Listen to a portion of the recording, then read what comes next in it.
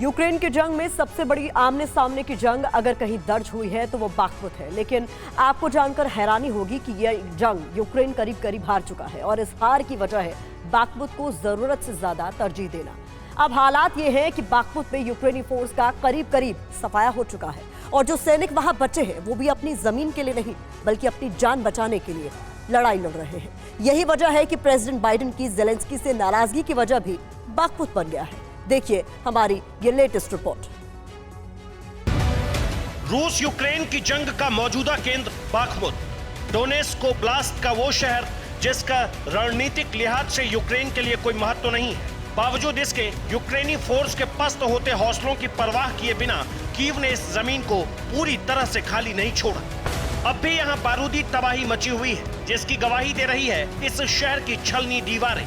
हालांकि ये गवाही खामोश है, बोलती गवाही देखेंगे तो रूह कांप जाएगी। ये वीडियो बाखमुत में यूक्रेनी फोर्स पर भारी पड़ रही येवगेनी प्रिगोजिन की प्राइवेट आर्मी वैगनर ग्रुप ने बनाकर सर्कुलेट किया है और इस वीडियो को बनाने का मकसद साफ है। मकसद है बाखमुत में यूक्रेनी फोर्स को कमजोर दिखाना, जेलेंस्की की उस जिद से दुनिया को रूबरू कराना जो यूक्रेनी जवानों की जान ले रही है। बाखमुत में रूस भारी, जंग बेहद विनाशकारी।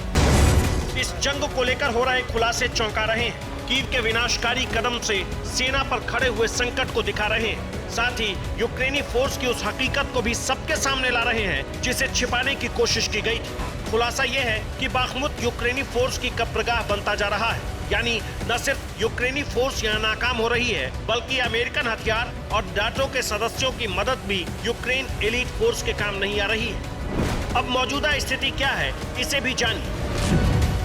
रूसी फोर्स ने यूक्रेनी एलीट फोर्स के मुख्यालय पर अटैक कर दिया। इस हमले में यूक्रेन के एलीट फोर्स के प्रमुख की मौत हो गई। इसके अलावा रूसी सेना ने बाखमुत में ही 86 आर्टिलरी यूनिट को भी हरा दिया। अब यूक्रेनी रिपोर्ट में यूक्रेन की एलीट फोर्स खत्म होने का दावा है। ये दावा चौंकाने वाला है।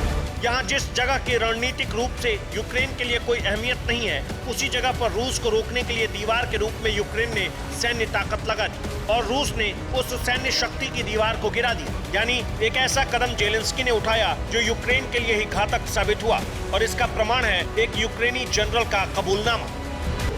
ये बयान सामान्य नहीं है, न ही यूक्रेन की तरफ से उठाया गया आत्मघाती कदम सामान्य है। यही वजह है कि बाखमुत की जंग का असर अमेरिका तक पड़ा। दावा किया जा रहा है कि बाखमुत की जंग से अमेरिकन प्रेसिडेंट बाइडेन भी जेलेंस्की पर नाराज है। अब इसकी असली वजह समझिए।